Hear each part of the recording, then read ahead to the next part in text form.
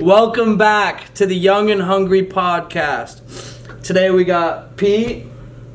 Pete is he's the number one rated TURO host in Rhode Island.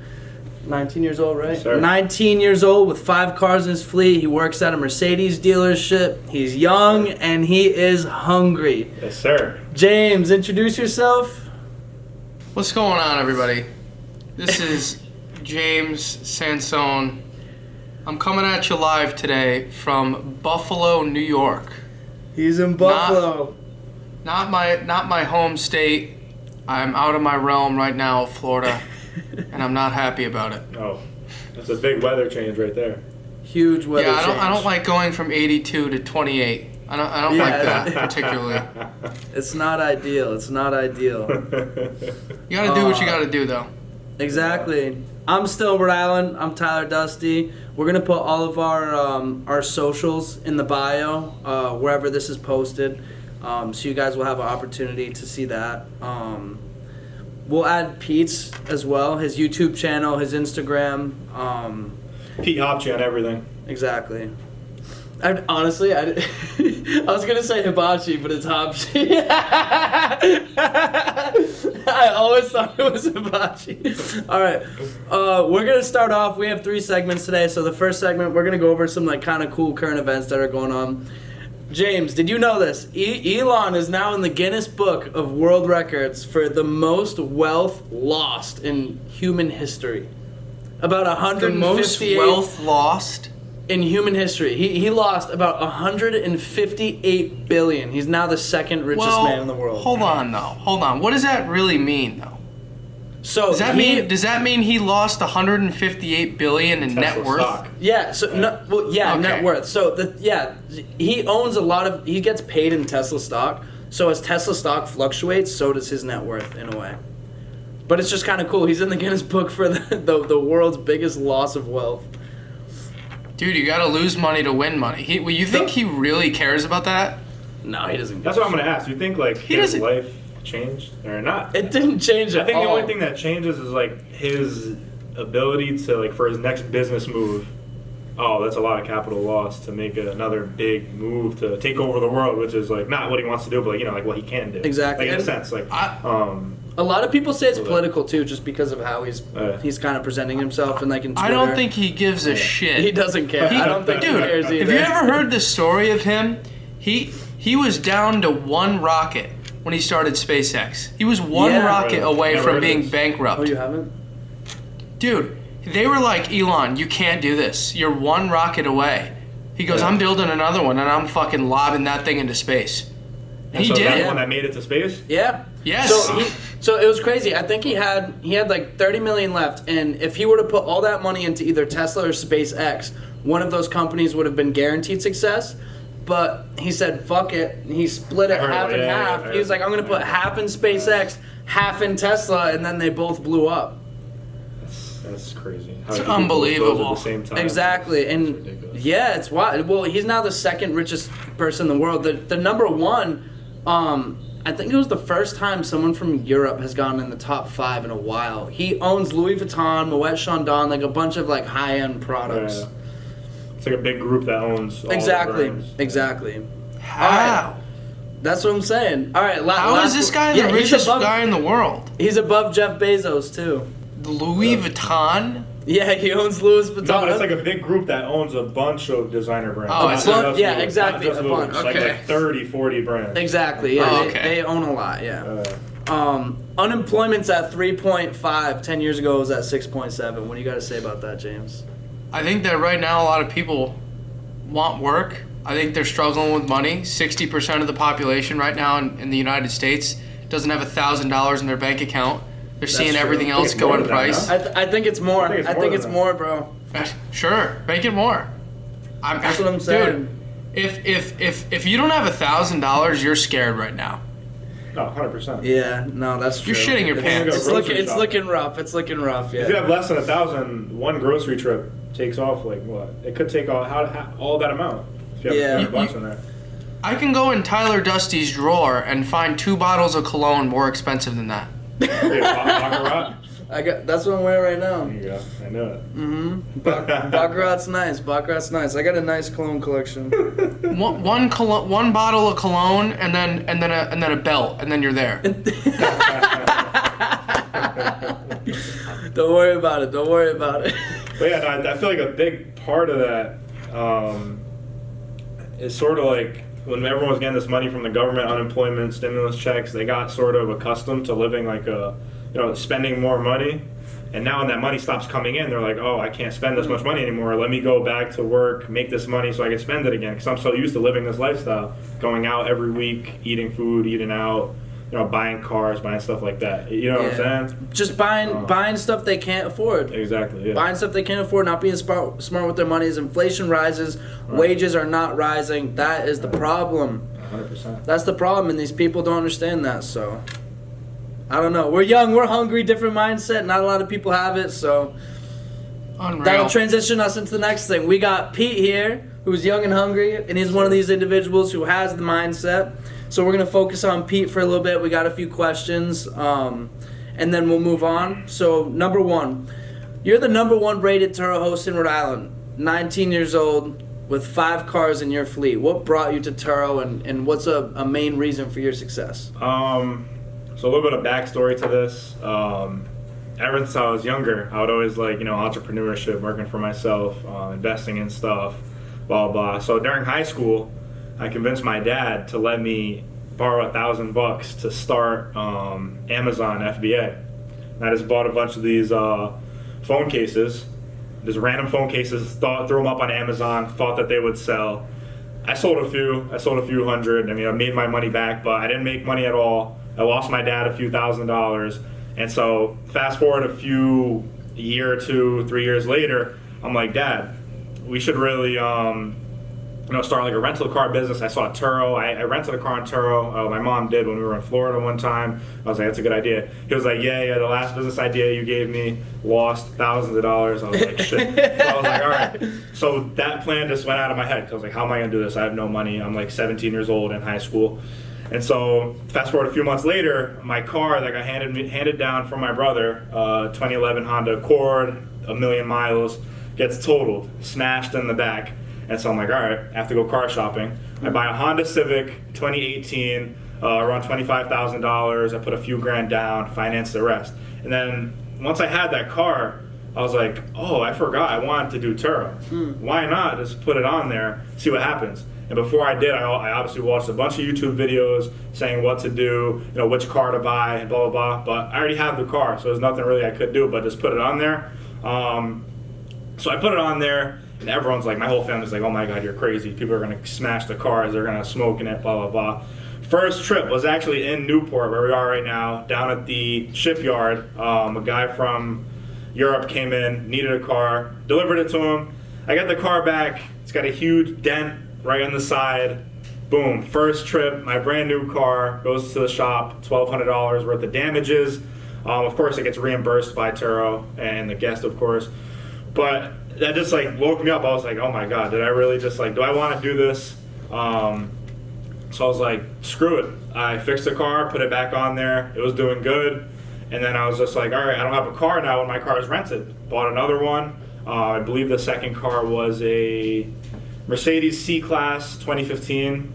Bought another one, put it on there.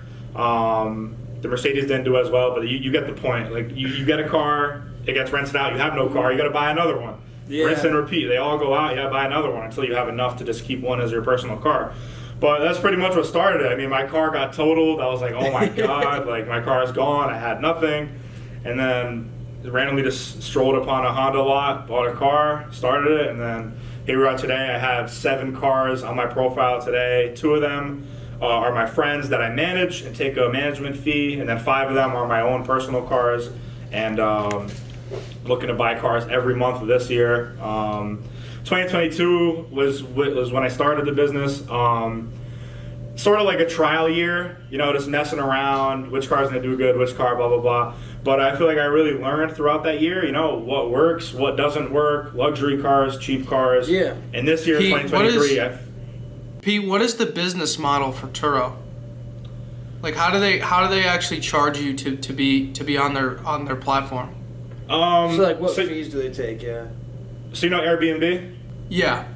Airbnb doesn't own any houses, right? It's just people listing their house on there. You know, it's that structure. So someone lists their house, Airbnb finds the renter for them, you know, Right. make sure the payments go through, insurance, all that. Same thing with TURO. You have different payment plan or different like management plan, not management plans, like insurance plans from TURO. So you'll have a higher deductible if you make, you know, a higher percentage of the trip income, but you'll be paying TURO less of the trip fee, or like less of the income. So if a car gets rented for $100 and you're on the 75 plan, that means you keep 75, TURO takes 25 of that. You're gonna have a $250 deductible. You can go up to the 90 plan where you take 90% of that $100, but you're gonna have a $2,500 deductible. So you have to be smart with, you know, do you have money in the bank in case an accident happens to cover that deductible? So they just charge you a service fee? Do they charge you a service fee, or is it just insurance? So it's called a trip fee. That trip fee covers the app, you know, the employees that are at the app working for you, you know, in their headquarters, you know, 24-hour customer service, the insurance while the car is rented, that is via traveler's insurance. So you have that. You have, of course, the customer service, guest customer service. They're also finding you the guest. Like I don't do any outside advertising at all. My cars are just on the platform. They just get booked, you know, by just being on the platform. So people say it is a lot. They're taking 25% of the income, but you got to look at what you're getting. Like a commercial policy for a regular rental car company could go thousands of dollars a month. With TURO, you don't have to have any of that. Yeah. What is the benefit of going with TURO opposed to starting your own rental car business? It's just the ease of access and the barrier of entry. You can start. I think it's the insurance too, because they almost work as like an insurance company, James. So 100%. if you were to start your own company, how are you going to insure 5 cars? You don't have the capital. You know what I mean? Yeah, exactly. Like you don't have the capital to do I see that. what you're saying. So TURO, you could use it as a platform, but it almost works as an insurance company where it's like, okay, we'll insure you, and you can use our platform like Airbnb. We're going to charge you a fee, but we have you covered if somebody messes up your car. Right. And so, like, if you go to a commercial insurance company with one car, they're going to be like, all right, get out of my face. We're not, you need to have at least, 5, 7, 8, 10 cars. Some companies are even 20. Yeah. Those policies are going to run you big money. A lot. And never mind all the legal, like a rental car license, having a legal business formed with the state, just tons of different things that, like, cost us thousands, hundreds of thousands of dollars, agreements, lawyers. There's stuff to protect you, which TURO does all that for you, which is why it's so easy to get into. Exactly, and Pete, we've talked about this a few times. I was interested in getting into the game, and from what I found too, like not only when you create an LLC, gas is a tax write-off. You've got the depreciation of your car is a tax write-off. There's so many different write-offs when you become a business, but also within the TURO app, if somebody smokes in your car and you can prove it, you get what, $200? $250, yeah. You get $250. Like there's just so many like benefits to starting that company. However, before I started it, it was coming to this time where cars started to spike in price, so I never did. So that leads us to the next question. Do you think it's good to get into the game now? Because you started a little over a year ago, but is it safe to go into the game now? And if so, what would your advice be? What are some struggles that they may have? So like I said, it depends on your situation. Do you have an extra car? Do you have a personal car that you're driving every day? Do you have no car? You just want to buy a car to put it on the platform strictly. Like I said, I have to dive into each of those situations, individually, but the prices of cars are coming down, which is a good thing, meaning you can go get into a cheap economy car for a few $1,000, throw it on there, make your money back in 6 to 8 months.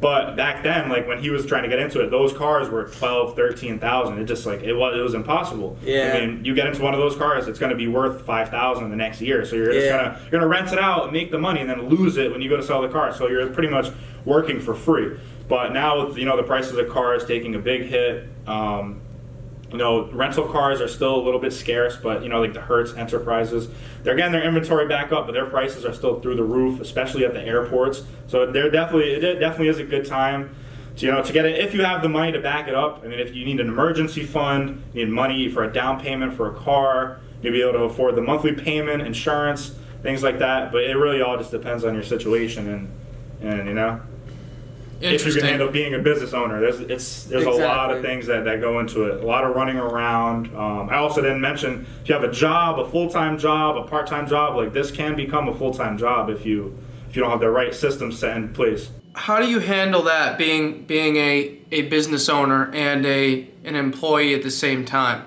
How is that work business balance? So off my last point, you have to have systems in place.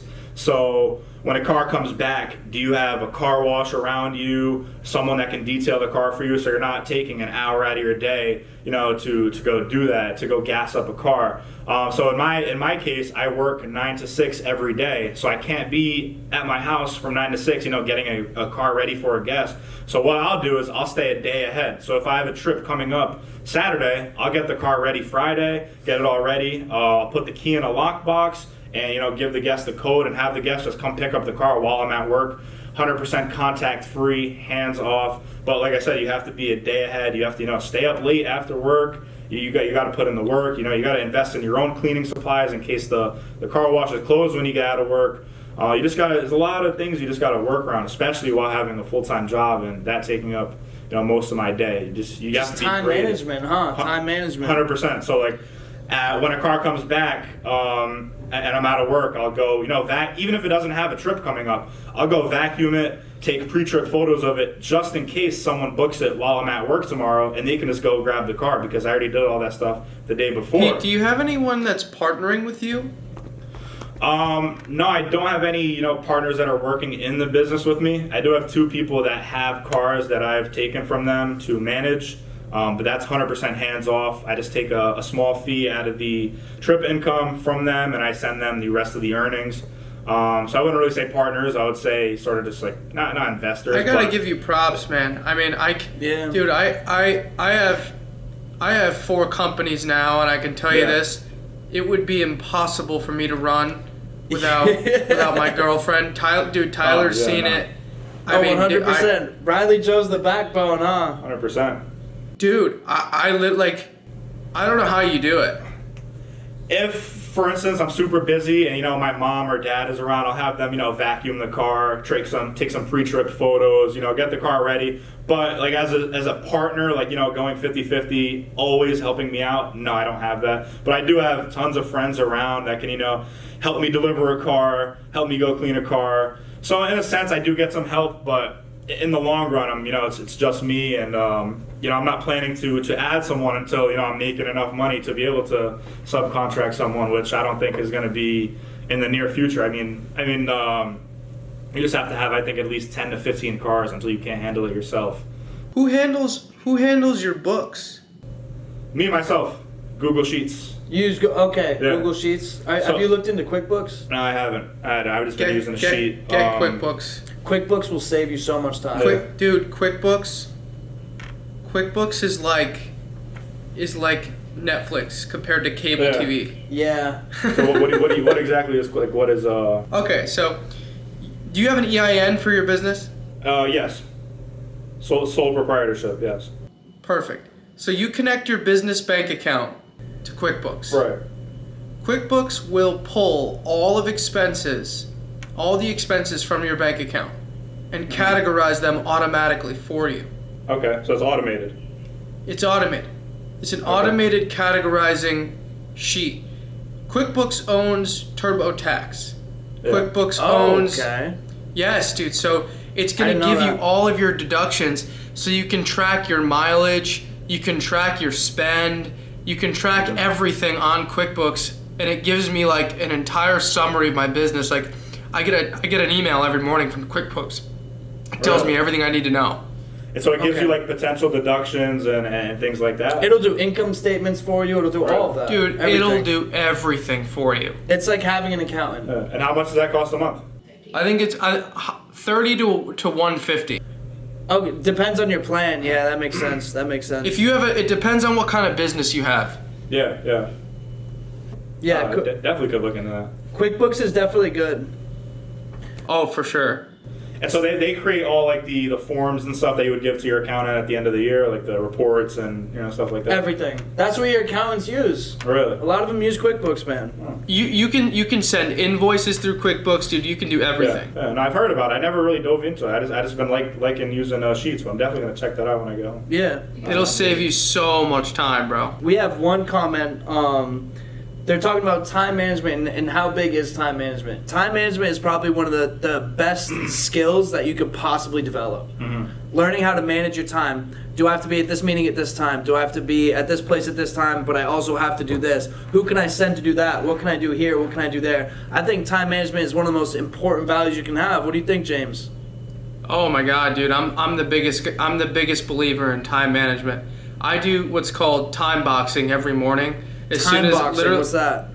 Literally, as soon as I get out of bed, I do my time box, and basically how it works is you have a task dump. You dump all of your tasks in one spot. So let's just say I have 17 tasks for the day that have to get done. Okay. I have another box above that has my top 5 tasks. I call it the live or die section. And I rank the tasks from 1 to 5. Like, what's the most important thing?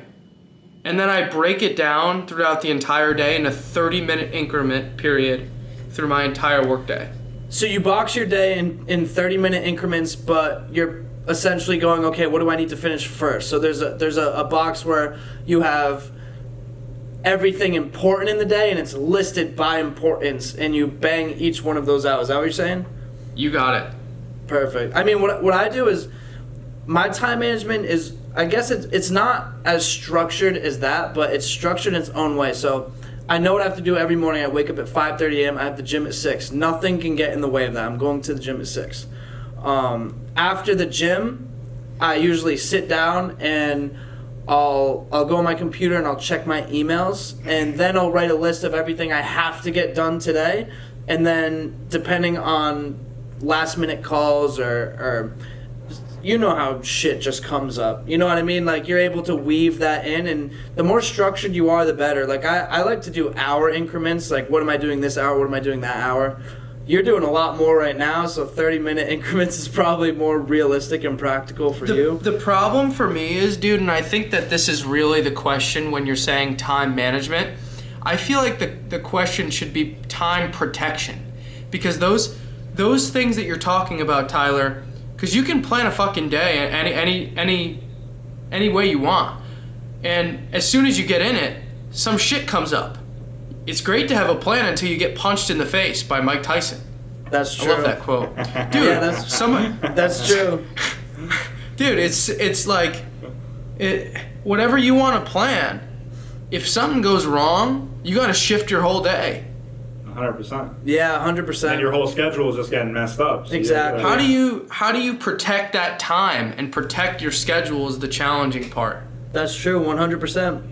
Your schedule is what will make you productive. If you've got a solid schedule and you're able to manage your time, you'll be a lot more successful because you'll be able to just get a lot more done. You're not unorganized. It's a lot more structured. It's a lot easier to find what works best for you and implement that into your everyday life.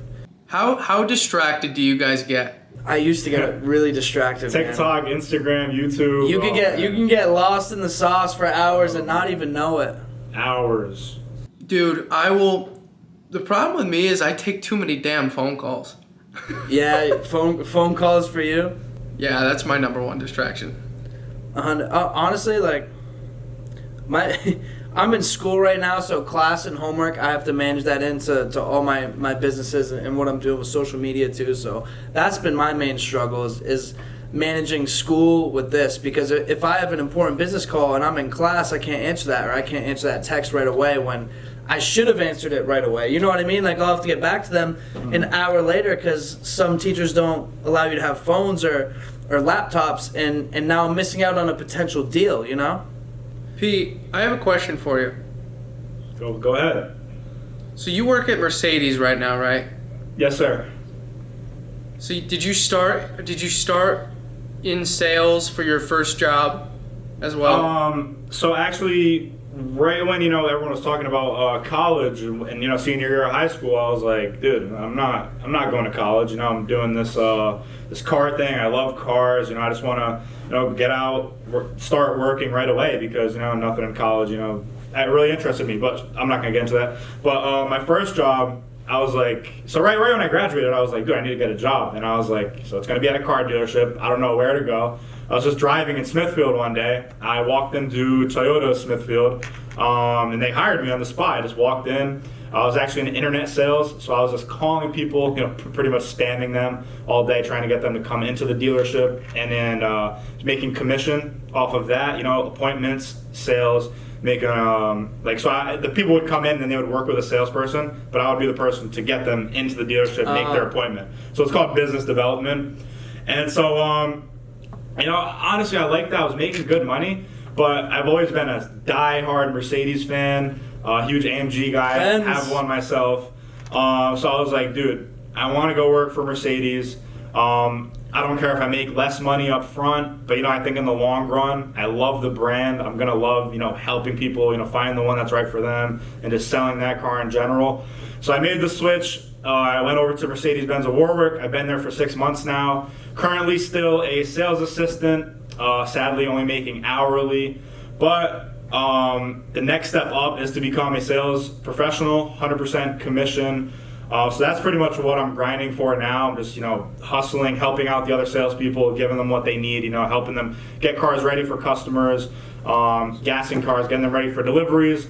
I do handle a few deliveries myself, showing customers features, stuff like that. So I am getting pretty comfortable with that. But my next, goal is to, get promoted to be a full salesman. How do you get to be that sales professional? Because I don't know if Tyler told you this or not, but I travel around the country to train people in sales. So honestly, that's what I do. I don't really know with cars. I don't know how, I'm so new to the business. I don't know when a dealership wants to hire a new sales consultant, when they want to fire someone. Especially with Penske, because Penske is who owns all my dealership and a bunch of other dealerships. They don't really fire people, so it's it's tough for someone to get fired and you take their spot. You sort of just have to wait till a role opens up and you can take that role. So in the meantime, you just have to put in the work, come in early, leave late, and once your managers see that, they're gonna see. And they also see how passionate that I am about the brand. So I also run our social media. Okay. I know I do videos walking around the cars. A few of my videos actually got sent to Mercedes-Benz of USA corporate by my managers. So I definitely see that they're seeing that I'm putting in the effort. They know that I'm super passionate about the cars. I think I'm one of the top Benz fans in the whole store. So that shows a lot. And just once I get to that point, where I'm ready to get moved up, I feel like I'm going to kill it.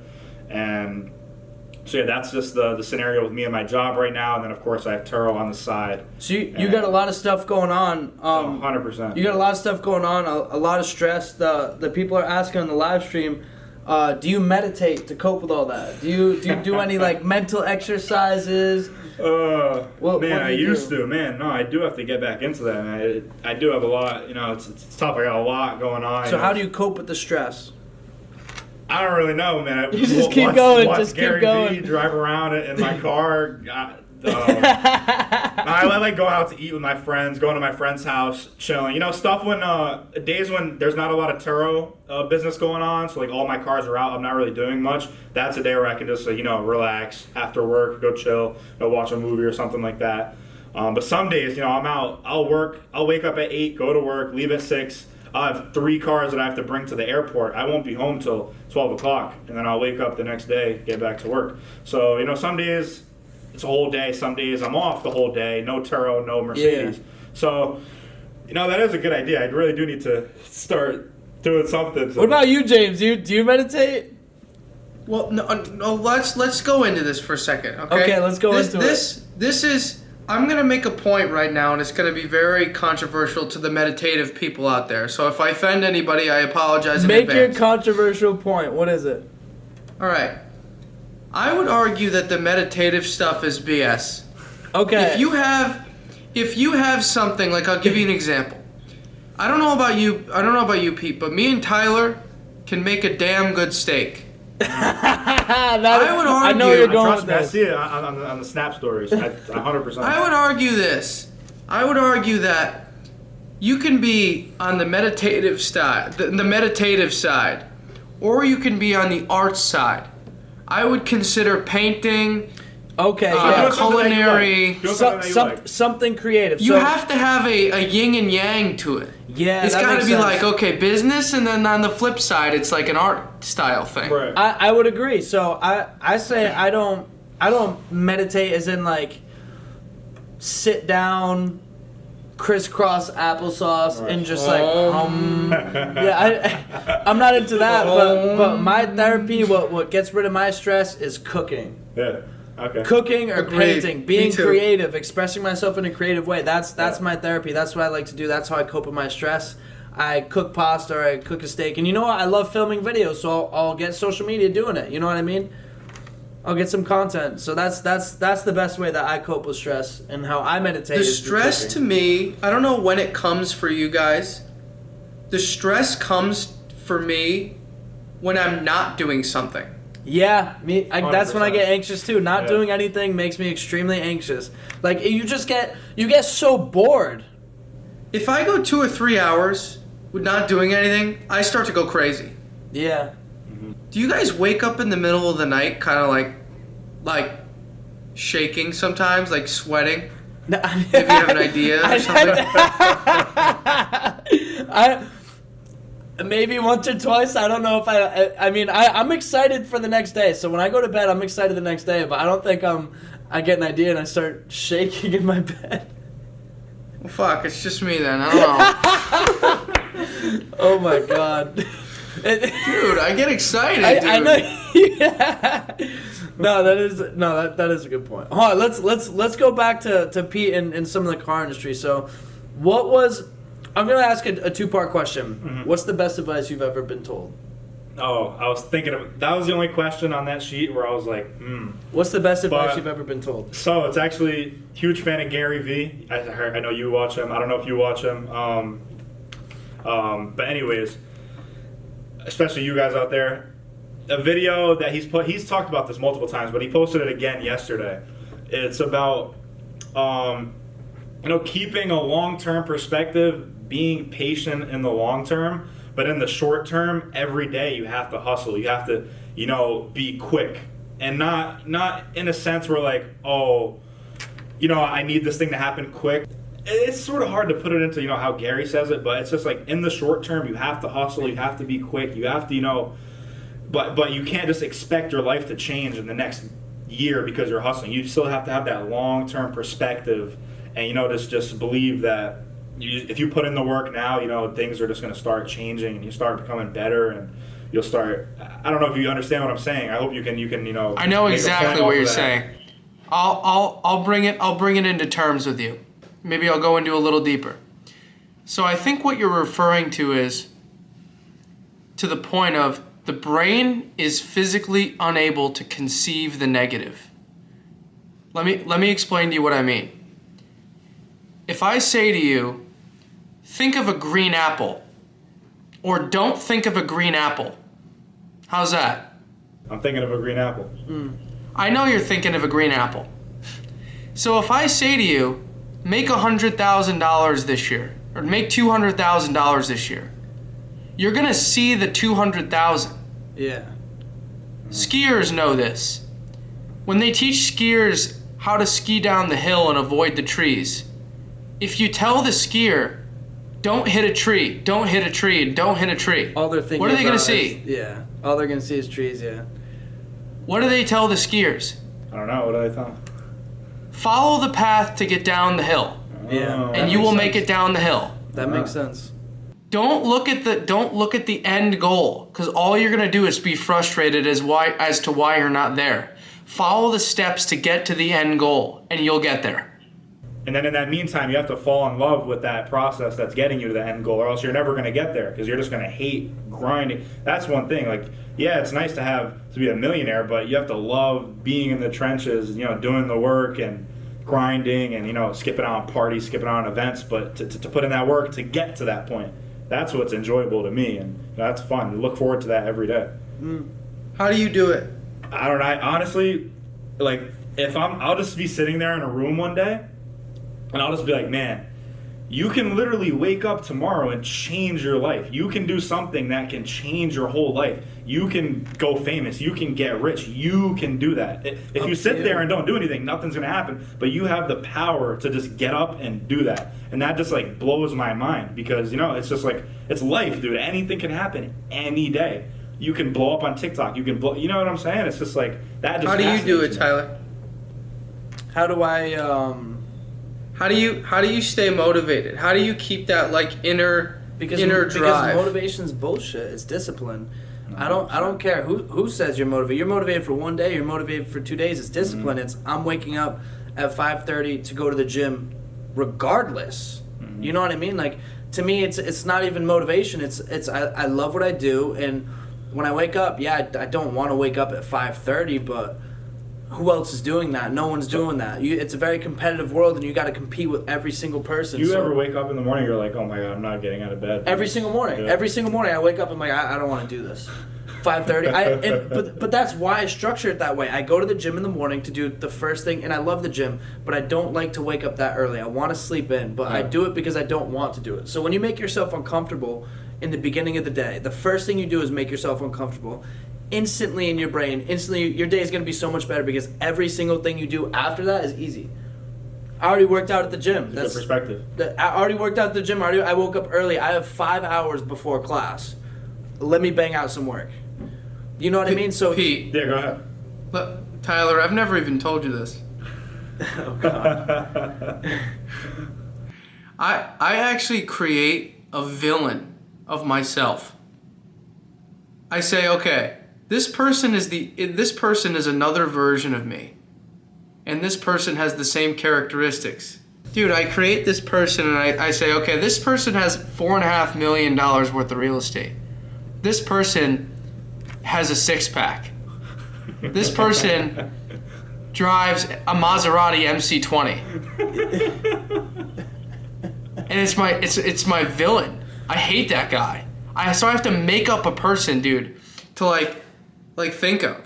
Hey, but keep on going on that. So, what do you do with that? When you make up that person, what do you? I make up things that he says that tells me I can't do it.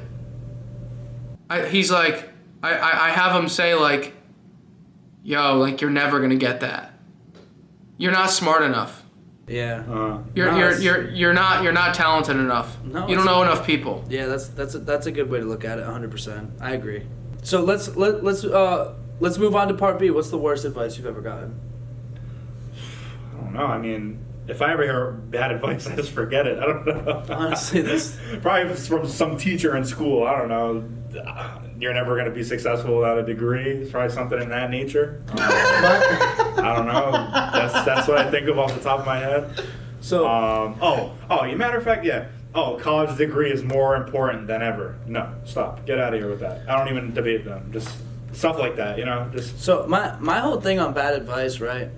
First of all, I'm not going to take advice from somebody who's not living the life I want to live. that's exactly what I said. Exactly what I said. So if someone's trying to say, "Oh, you should do this, you should do that," I look at who they are. I look I don't at wanna what be like you. I look at what they've done, and I look at what they're doing. Yeah. And if they're not doing something that I want to do or that I'm interested in, I'm not going to listen to that advice. It doesn't seem practical to me. Why would you listen to someone about starting $1 million businesses when they're driving a 2004 Honda Civic? I don't want to drive a 2004 Honda Civic, so why am I going to listen to a guy who's driving a 2004 Honda Civic? You know what I mean? Like, it just doesn't make sense to me. And the worst advice to me is it's not even like it's that you can't do it. I hate that. Yeah. I hate when people say you can't do it. I hate when people say like, oh, like you must be joking. Like, Yeah. do you know how hard that is? I hate when people say that. Do you know how hard that is? Of course I know how hard that is. Yeah. If it was easy, everybody would do it. That's 100%. what my dad's told me ever since I was young. If it was easy, everybody would do it. Mhm. Why is not everybody a neurosurgeon, bro? It's fucking hard to do, bro. It's so hard. I would say mine is it takes money to make money. That's the worst advice. I think you've that's. had? I think that, I would say that that's the depends worst what you're advice in. ever. You know what? I'll play devil's advocate. It takes money to make money is a concept that was. It takes money to make money is something That's 30 years ago. That's 40 years ago. That's before social media. That used to be a thing, and I did believe that back then. But nowadays, it is so easy to make money with no money. I would say it takes skill. It does take skill. If you don't have any skill, dude, the marketplace is going to award you based on how good your skills are.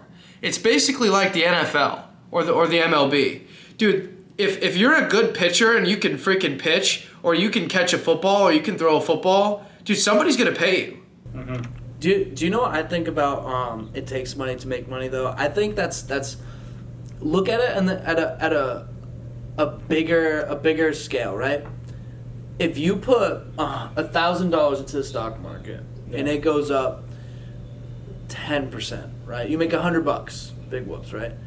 If you have $100 million in the stock market and you put in 10%, or you get a 10% return, you're making millions of dollars. You're making $10 million. Like, I think when people say it takes money, to make a lot of money quickly, it takes a lot of money. So the more money you have, the easier it is to make money, which I 100% agree with. But I don't think starting off, you can't make large sums of money with no money, but you can make money without money.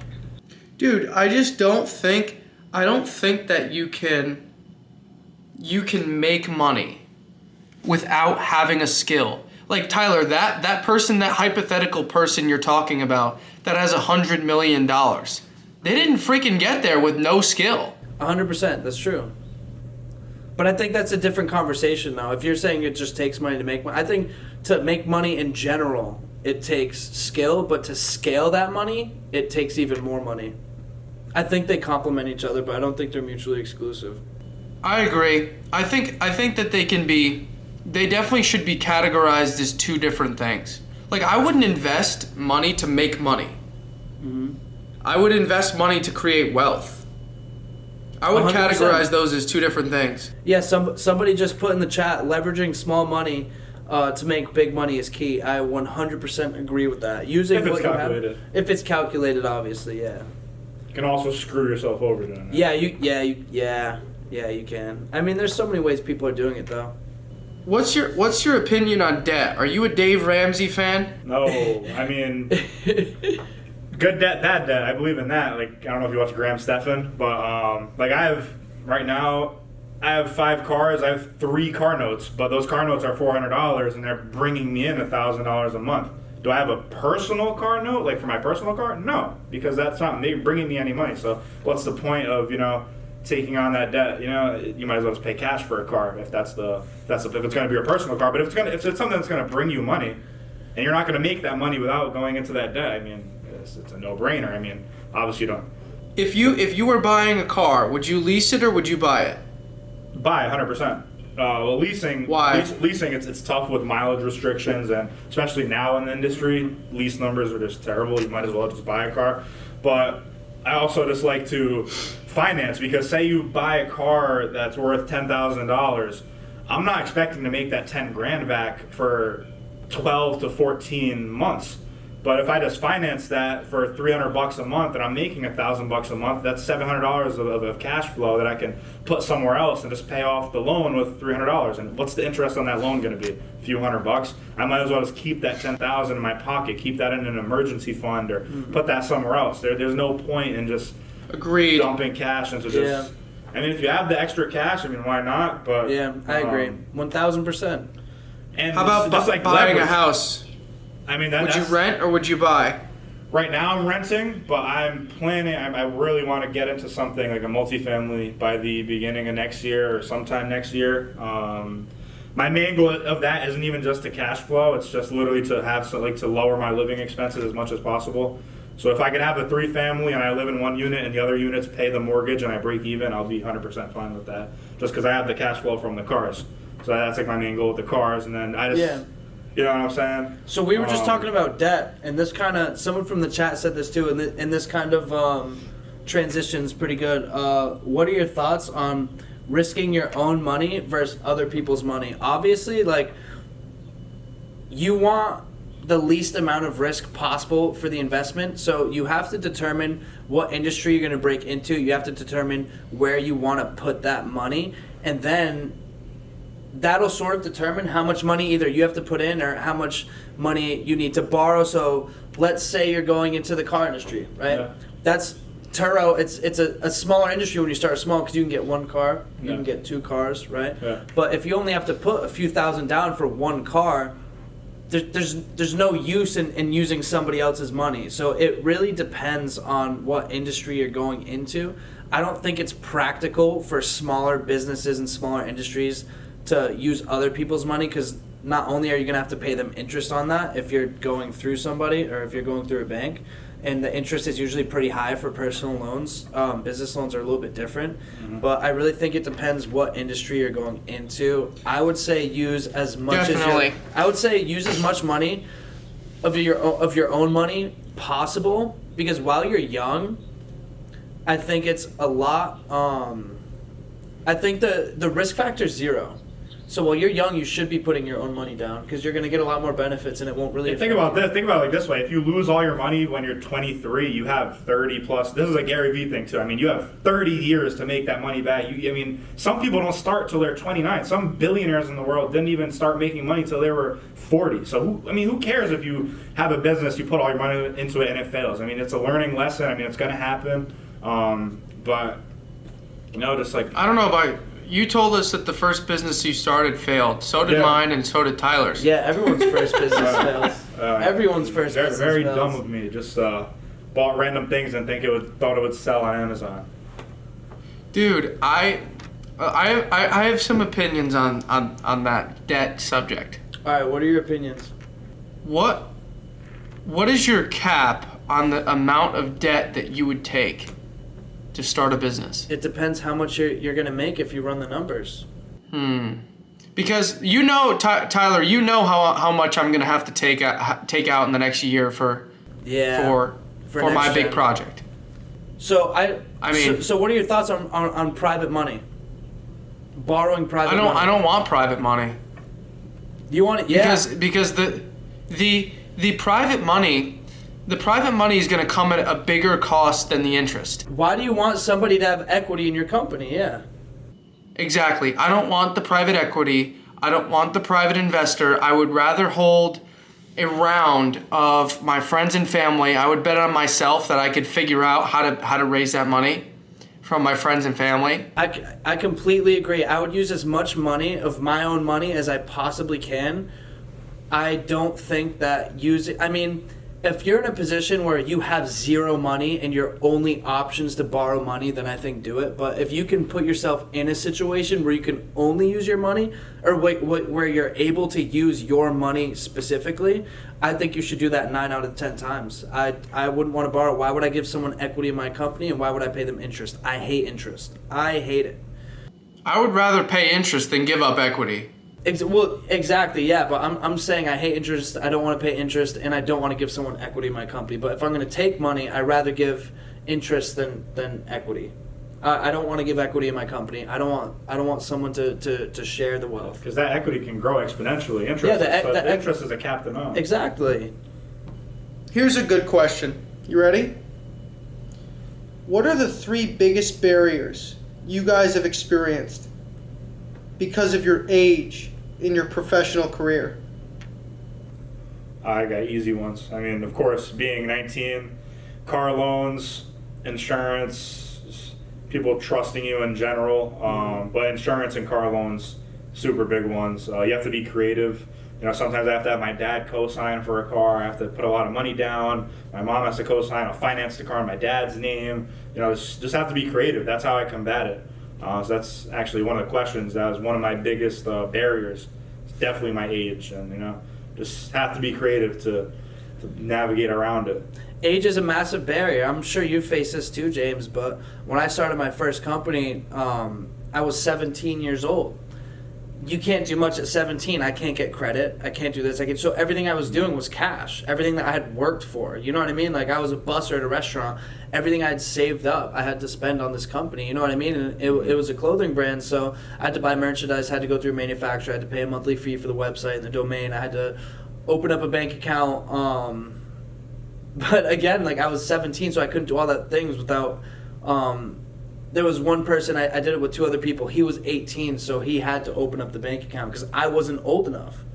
You couldn't even open a bank account. I couldn't even open up a bank account. You know what I mean? Like like all the money I had in my bank was under my dad. I was like a you can like co-owner. Yeah, you can Joint account. exactly, joint account. So I had my own segment where like I would deposit my checks from what I make and it would just go into my account. That's the only thing I could spend, things like that. And so that's pretty much age is a huge restriction. I mean now it's not the same because I've obviously built my credit. Like you can get credit cards and build your credit that way. Right now I have 4 credit cards, so I have 4 lines of credit that I pay off full every single month to build credit. And I mean, I'm not gonna lie, like people trusting you, what you said earlier is a huge one. Mm-hmm. You think an investor is gonna give a 19-year-old $3 million, $4 million to start a business? Even a few $100,000? No, it's not, unless you have something under your belt. So that's when like you get into like mentorships and all that. But It's just, dude, it's like the biggest thing is the respect piece. Like, oh, what have you done?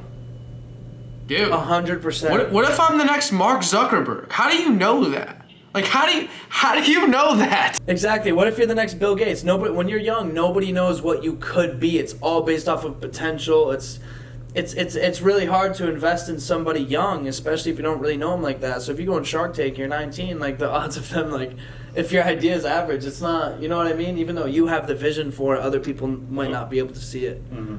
So branching off of that, how important do you think marketing is, especially for like a small business? What do you think about marketing and self-brand? I know you're a huge self-branding advocate, personal brand. James? Oh, dude, I'm learning right now. I think that I have capped the skill of sales. I really truly believe the it. skill of sales. Yes, I don't think there's anything else that I can do with sales. It is a transitional period to marketing. Okay. They're really the same beast. It's basically like I used to be in love with cold calls. I used to be in love with outbound calls, like cold calling people, overcoming objections, like, but I figured out that, dude, there's actually a way to market stuff. Like, and I don't have to get told I'm not interested. Exactly. I mean, like Pete, you having your TURO businesses. What if and even at the Mercedes dealership, what would you say your steps for marketing would be?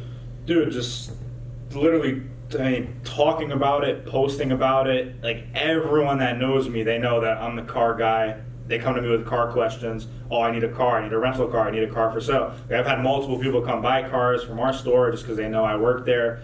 I've helped people, find cars that they like, and that's all just building my brand. And they're gonna tell their friend, they're gonna tell another friend, and then sooner than you know it, I'm gonna have a whole clientele. They're gonna know I do rentals, sell cars, all the above, and then you just have to scale that into like the world of people that you don't know. Exactly, and that goes into personal brand, posting Right. about who you are, what you do. The most important thing is to keep posting what you like and who you are and building that brand, because that's what people will know you by. I posted videos of me cooking all the time, and so I was known as the guy who cooks steaks and pasta, you know what I mean? And now that I'm getting into boxing and I'm posting more about fitness and MMA and all types of things like that, it's sort of becoming what I'm known for. Yeah. And because of that, if you build up your following, more and more and more brands associated with those things will start to reach out to you, and opportunities associated to those things will start to reach out to you. And I think it's extremely important building your brand, your personal brand. If you could describe your personal brand in 3 words, what would it be? We'll go around the room. All right, you go first. You go first, James. You want me to go first? Yeah, you go first. Innovation, persistence, and self-worth. Mine's more of those are a good 3. So, all right, do we have a podcast on iTunes? So this is the 3rd podcast that we're filming. You can find us on YouTube. It's pinned at the top. If you want to follow, if you want to reach out to me on DM on Instagram, it's in my bio for TikTok. If you want to be a speaker, if anyone wants to speak, just send me like a little DM, like who you are, what you do, what kind of knowledge you can add to the podcast type of thing. We should have an application on the website. I'll put it on the website. Yeah, we'll make an application where people can fill out, or a Gmail where people can sort of reach out if they want to join the pod. We want to know about all young entrepreneurs who are young, hungry, driven, persistent, and get told by everybody that they're crazy and that their ideas aren't good and that they're not going to be anything in life. If you are a person that's getting told that, you come on this podcast. You talk to people who are like you.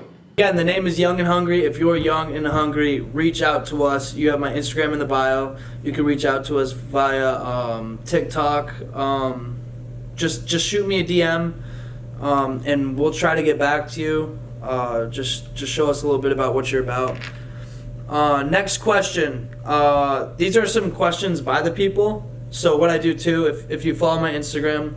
But next, we also answer questions that we put on whoever's involved. I don't know if James has done this yet, but I'll put this little thing on my Instagram story where it's ask a question, and we answer the people's questions. So here are a few of the questions that people are asking. So the first one is steps and advice for starting your own business. So starting off, I know we went into this in the other podcast, but we'll go over it. We did, but we'll do it again. I can start off with that. Yeah, you start off, Pete. So steps to starting your own business. I feel like the first thing, well, that in my case, it's just finding something that you like. I like cars. I just love the whole industry. I love driving cars, buying cars, and so that's why it just keeps me going. I like buying new cars for my business. I like seeing when it's time to sell a car. I like looking at new cars. Oh, I should add this car to my fleet. Let me do research on this car. I like doing that stuff in general. Like taking the money out of it. So that's just the first step, in my opinion, is just finding something that you like that you can monetize. And then the second part, financials, making sure you have some money to put into it. Definitely have an emergency fund. That's the number one thing, in my opinion. Mm-hmm. And then just do research, dude. YouTube has millions of videos on any business that you want to start. Google, Reddit. Just do research, 100% free. Don't pay anyone at the start unless you're making significant amount of money and you can reinvest that. But just YouTube, whatever you want to get into, and you just go down the rabbit hole of videos and you'll find something that'll start it off. A big one of my mentors, a big thing that he taught me: theory comes before practice, right? So you can try anything, but you got to know a little bit about it first, is what I'm saying. You know what I mean? Like, you can get into any industry, you can just do it and you'll learn from it. But if you just read a few books about it, if you watch a few YouTube videos about it, and you educate yourself a little bit more and more and more every single day about your industry, when you finally jump in, you'll be a lot more prepared than you could ever imagine. Because jumping into an industry with no information is like a chicken with his head cut off just running around. You know what I mean? If you want to start a business, there's only 3 things you need. Number 1, a business bank account. Number 2, a payment processor. And number 3, the courage to actually do it. That is it. Putting $1 down. There's nothing else. If you want to start a business, I don't care if you want to sell paper bags. I don't care if you want to sell garbage bags. You want to sell water bottles. Dude, you want to buy a bunch of smart water. You want to buy a bunch of smart water bottles. You want to go out in the street and you want to sell them at local ball games. Payment processor, courage, and bank account. That is it.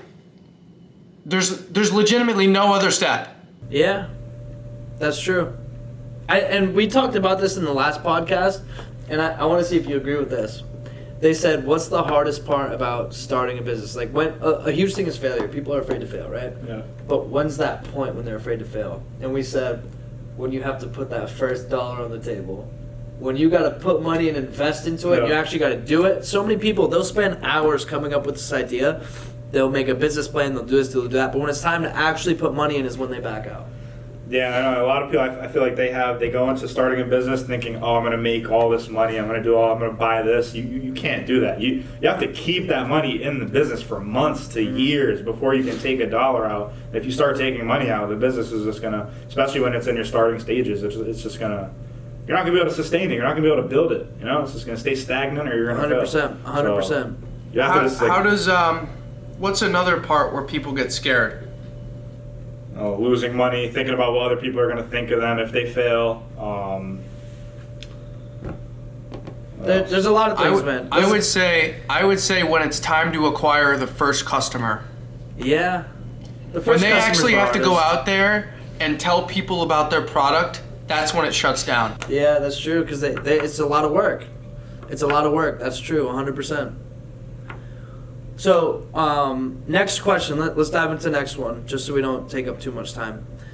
What's your favorite thing in the world? This one's a little personal. Let's start with you, James. What's your favorite thing in the world? I think I know what you're gonna say. My favorite thing in the world Yeah. is that can it be a human being? Are you gonna say no? No, a thing. Riley Joe's not a thing, bro. It doesn't. My girlfriend doesn't count. Is she a thing to you? She's not a thing. I mean, if you talk to Tate, he'll tell you, yeah. just a thing. Favorite Okay, thing. favorite thing in the world. Okay, favorite thing that's not a human. Damn, probably steak. You would say steak? Yep. I thought you were gonna say A5 Wagyu. Well, okay, fine. Well, no, I would say no. A5 is not my favorite thing in the world because I can't have it every night. Yeah, that's true. You know what I'm saying? That's true. You like picanha. I love picanha. Yeah, oh my god. Yeah, you love picanha. Dude. That's your thing, huh? Yeah. What would you say, Tyler? My favorite thing, I would probably say, I don't know. Jeez, man, that's a hard question. That's a loaded question.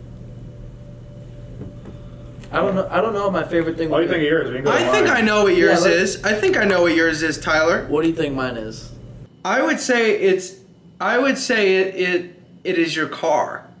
If I had to guess. I do love my car. I love my car. I don't think that's my favorite thing though.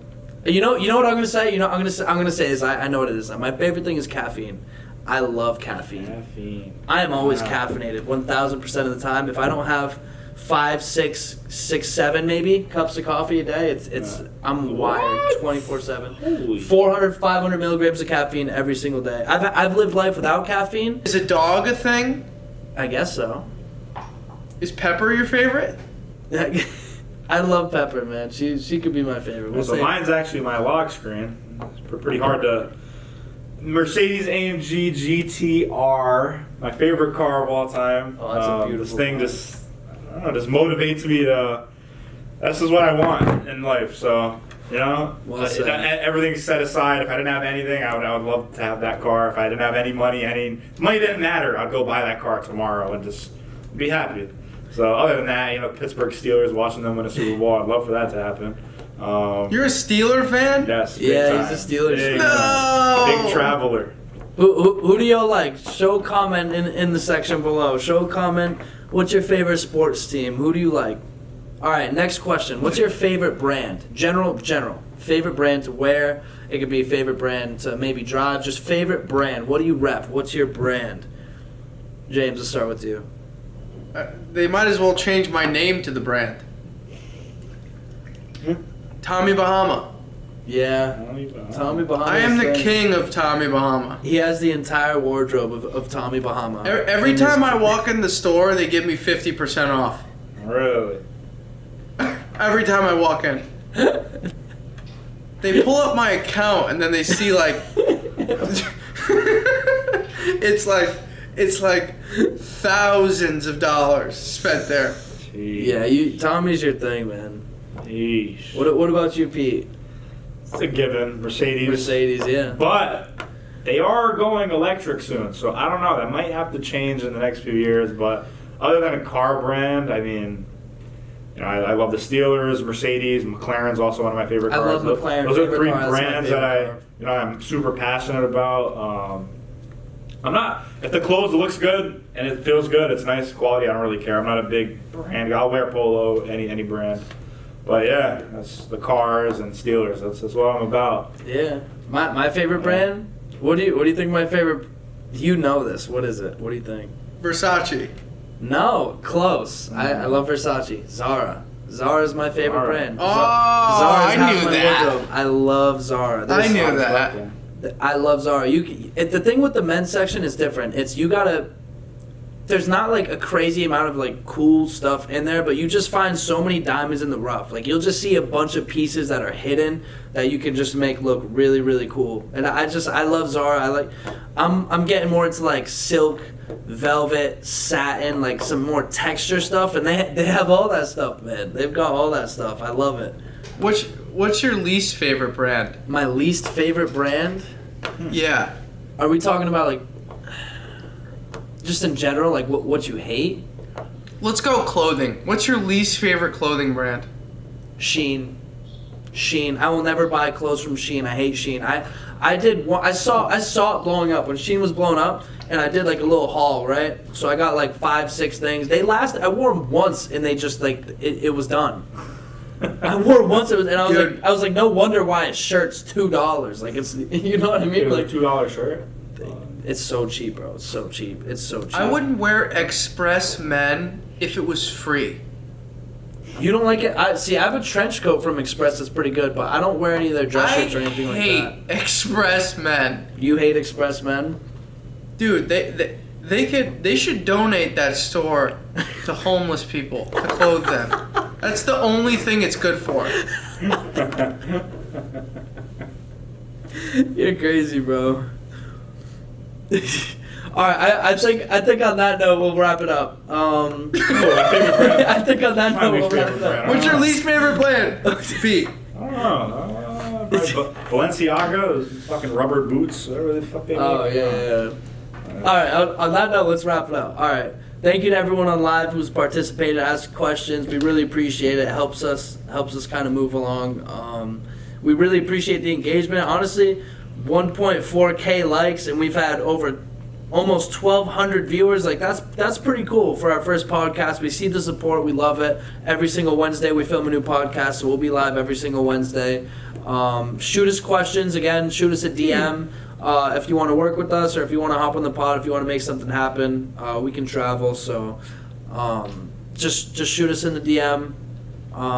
Thank you guys so much for watching, listening. Any questions? Thank put you, them in Pete. the comments section below. Thank you, Pete, for the guest star. Thank you for having me. Thank you, Pete, for being our first guest ever on Young and Hungry. Thank you. Stay young, guys. Stay hungry. We'll see you guys next week.